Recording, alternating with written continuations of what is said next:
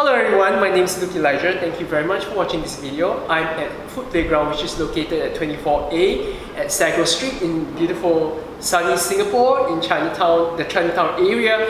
And with me is the owner and founder and brainchild of Food Playground, who is none other than Daniel Tan. Thank you so much, Daniel, for agreeing to come to my talk show, as well as he's one of his staff who has been very loyal to him and has been teaching me how to cook for the last 2 classes that I attend. Thank you, YY, for agreeing to come to my talk show and share with the audience a little bit of what you guys do. Right, I'm very inspired by this business because it's a very engaging, dynamic and fun way to learn how to cook local dishes.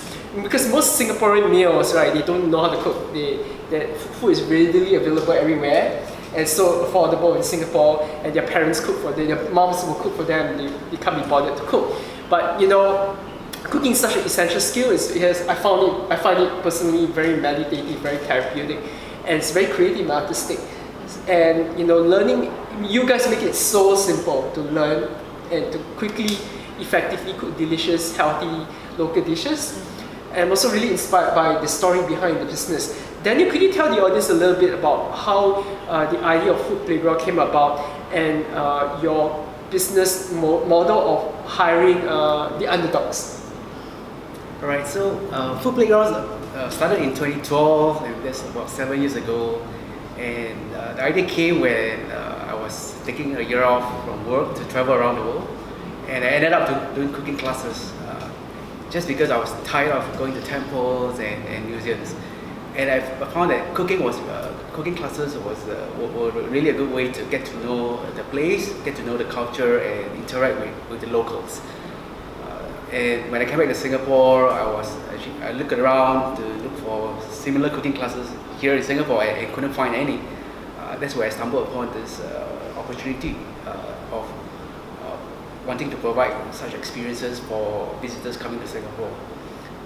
But what really made Food Playground different was that we didn't want to hire professional chefs just like any other cooking schools. We thought this was a good opportunity for us to create jobs for stay-at-home mothers and retirees, which is what we call underdogs. And the reason for calling them underdogs is because a lot of them have a lot of talents, but there are limited avenues for them to come back to the workforce. So we thought that cooking classes are a really good way to get them back to work. So that's how the idea came about. Yeah, because for, let's say, someone who is a stay-at-home mom or they went on maternity leave for a long time, to assimilate back into the corporate culture is kind of hard. And cooking is just naturally what they do best, right? Staying home to cook and bake. Yeah, so it's a natural progression. Yeah, I love the idea of supporting people who wouldn't otherwise have opportunities to get employed again, and then you're enabling them to feel independent and empowered and giving them the training and the confidence to use their skills and impart them as well, right? So when you first started, it must have been difficult and challenging because people would think that, you know, why would I want to learn cooking here in Singapore when its food is available everywhere and so cheap? And that's why, you know, even though you target mainly tourists and visitors, interestingly enough, you still get a sizable amount of locals like myself, right, and corporate clients coming to you, and you've seen your business expand, and it really is a dynamic social enterprise that you've created, and you should be very proud, right? So YY, could you tell the audience a little bit about your experience working here? Tell the audience how long you've been working here and what is it like working here? So I've been here for about a year and a half. Right, so I stumbled upon Food Playground when I was looking for a part-time job. So I was previously doing a full-time corporate job, but I found that demands of my family, because I've got a really young family, I've got 3 young kids, and I wanted to devote more time to the family, and I found that the full-time corporate work wasn't giving me that avenue. So I was looking for a part-time job, but most of them were not really very suitable, and And then I came across this one, which I thought was very, very interesting. So for the first time, I thought, hey, this is like a cooking school, but they don't look for trained chefs. And then I thought I would just give it a shot and apply for the job. And then now, a year and a half later, so I'm really happy to be working in Food Playground to such that I get that balance between family and work, and I really enjoy the job here, where I get to interact with visitors as well. For the corporate part, I get to interact with people from different walks of life to engage them over something really interesting, which is cooking local food.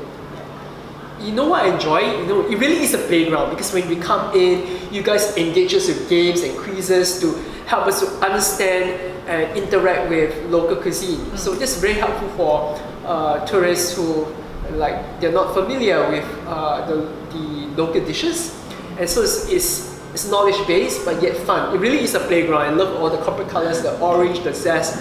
You feel like a kid. Coming here to learn cooking, and sometimes cooking people think it's a household chore. It's like work, but you come here really it's just playing games, literally playing games, because the first thing we start is to warm up with an icebreaker game. Could you share with the audience some of your best experience, because you get to meet people from all the world every day to teach them and hear different accents. Even today we had people from Alaska, yes, right? True Inuits, true Eskimos coming, wow, pretty interesting. Share with us one or two memories that you had with people from visiting. Wow, there's so many. Okay, so I remember hosting a lady, an Australian lady, and she really inspired me, because back home she's a kind of like a healthy cook herself. I mean, she has her website which shares information on healthy cooking and healthy diet. And she actually, when I looked at her, she was really healthy. She was in her 60s, but I couldn't really tell until she revealed her age. And then so she had actually healed herself through food. Yeah, so she was actually suffering from some chronic diseases, and then she actually healed herself through researching more on changing her diet and food and everything. So wow, she really inspired me. And during that session, when she came to learn, she was really eager to learn, even though she was quite pretty well known back home already. But she's really humble, and she was really ready to learn all these things that we were there to teach. And she was actually thinking of how to make all these dishes into healthier versions that she then share with her audience as well. Yeah.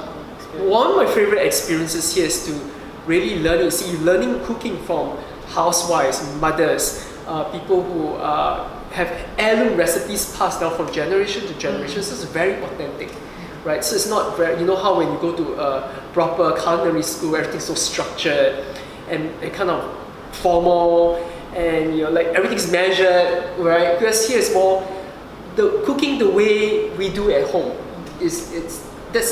I feel like when you do that, it's kind of more intuitive and more heartwarming, so to speak. Yeah, and this is what I like about the experience here at Food Playground. Daniel, is there anything you want to add? All right. So YY is a very typical case of stay-at-home mothers who were able to regain their confidence and rediscover themselves through working at Food Playground, because there is always this uncertainty about wanting to come back to work. So we thought, why don't we tap into something that they're very familiar with, which is cooking, and then something that they enjoy, and yet give them the flexibility of looking after their families. And we believe that just allowing them to achieve this work-life balance actually helps them to keep the passion going, instead of treating it just like another job. Yeah. And we think that's the way to sustain this enterprise, by keeping their passion alive, and yet giving them the ability to balance work and home. Yeah. I'm really very inspired by your social cause. It really is a worthy social enterprise. Please, everyone, find out more, especially if you like cooking, and tell your friends, share this video with them, right? And find out more by going to their website. What's your website? Our website is foodplayground.com.sg. Right, I'll be placing this video link below, their website link below this video, this in the video description feed. Please feel free to click on it to find out more. They have classes 5 times a week. Each day is a different class, it's a different local dish, and it's also tasty, it's also easy to do, and it's being taught by passionate, loving, experienced stay-home moms. Thank you, Daniel and YY, for agreeing to come and talk show Thank again. you. Right, we wish you all the best and much success in this endeavor. Thank you. Thank you. Thank you for watching this video. Please feel free to subscribe to my YouTube channel for more similar videos.